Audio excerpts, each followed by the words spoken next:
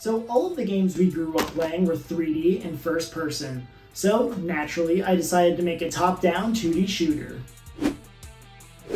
You know, the more broken a game is, the more speedrunners love it. No time. No peeking. Do you have a better idea? Actually, yeah, I do. Oh, of course, it's child's play. This is not what you want to see at 2 a.m. Putting out a challenge to beat me!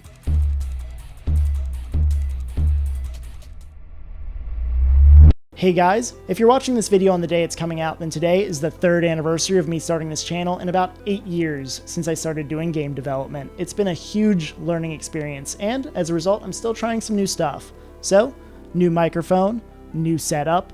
Let me know what you think in the comment section below. So to celebrate not only the anniversary of the channel, but also the 100th video I'll be uploading, I decided to remaster my first ever video with better audio. Because let's face it, the first one was a little rough. Usually a game jam of this size isn't a problem for my friend and I. Oh, I don't remember it sounding that bad. Also, the Drunk Thief is still in development. I've been working on some really cool stuff I can't wait to share with you all. So, subscribe to be notified of when that video comes out, and without further ado, let's get into it.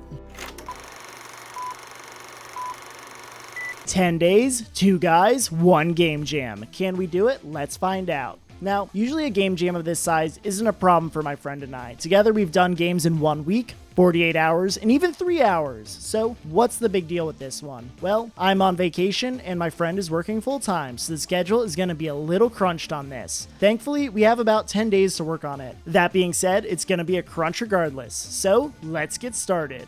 The competition we're competing in is the Lost Relic Games Game Jam, and the theme is connection. After a little bit of brainstorming, my friend and I decided to make a game about 2 robots connecting to share power in order to solve puzzles and do combat. Sounds easy, right? Well, let's find out. We fired up Default and got hit with some wisdom, then started a new project. We started off by creating 2 main characters that can move around the level, then added a way to swap between them. Now, for the moment, we're using placeholder art. We have to make sure the game is actually fun before we can commit to it. So right now, we have Dirty Dan and Jack Sparrow. Next, we slapped on a horror lo-fi shader from the King 0x9 to add a little extra visual flair to the game. Then we took a few days to make sure we have the basic mechanics of shielding and shooting down. When the player shoots, it takes a little bit of battery just to keep things interesting. We also added a system to let the players recharge their battery to full at any time. Characters can also share battery with each other to help out in tricky situations. Next, I worked on a simple platformer AI. The guide just wanders back and forth until he spots the player. When he does, he starts blasting. One character can deal damage to the enemy, while the other can freeze him. While frozen, the other robot can deal critical damage. One of our major design goals was to have lots of collaboration like this. We can easily fall into the trap where one character does everything while the other just kinda exists. To hammer home that point, I created a few additional systems, such as 2 switches that must be pulled at the same time to open a door. There's also a pressure plate where multiple characters need to stand on it. There's also this fire trap thing where a shielded character can run through it, otherwise you get burned. With all the mechanics in place, I was able to make a little demo level to make sure everything feels good. Now that we have the basics, we can start working on the hard part. The art.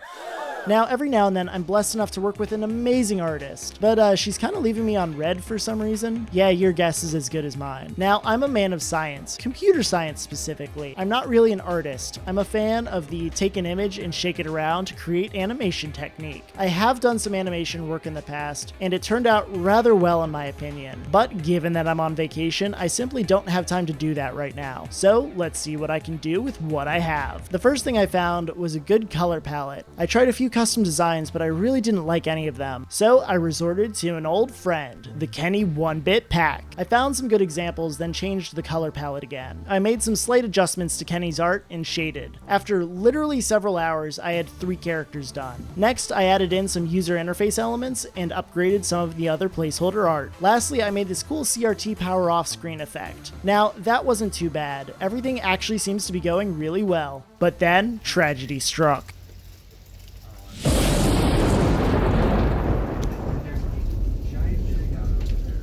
Last night, a giant storm hit my friend's house, and he lost power. With several power lines down, we have no clue when he's gonna get his electricity back. Well, looks like this is the end of that project. You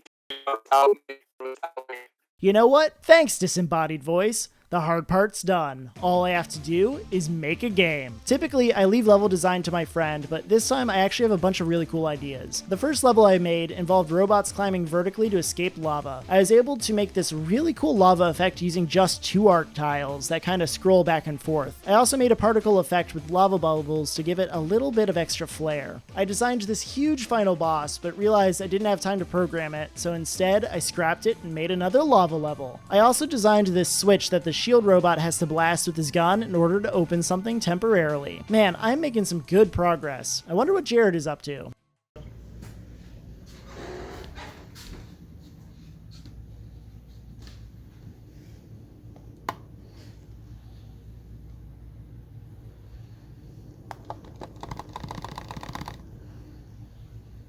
Dang it.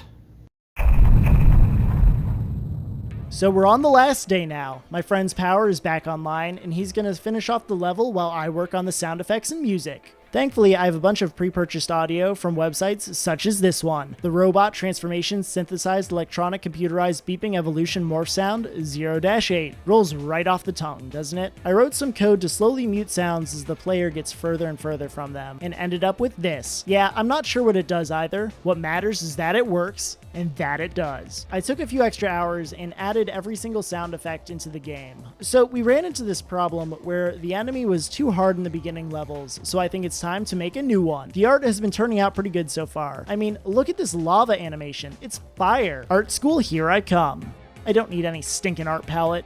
Using my programming art skills, I think I can just change all of the green RGB values to be more green. So let's try that, and big reveal. Oh no, he's ugly. What have I created? I'm going back to the color palette website. Clearly I need it. So after some consideration, I'm not going to apply to art school. I think I'd just get rejected. Hold on, I need to take this. Hello, hello. Hey, so I got the tutorial ready if you want to try it out. Oh, heck yeah.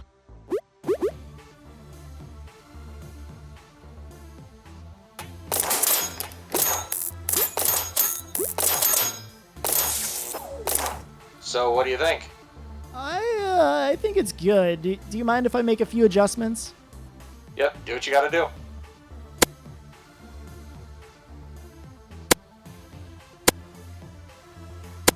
Well, now that that's fixed, we can work on some other polish for this. I went through and added a nice aesthetic fade around the levels. We also figured out the name of the game, Static Lifeline. Now, everything's good. I just have to build the game and I can call it a night.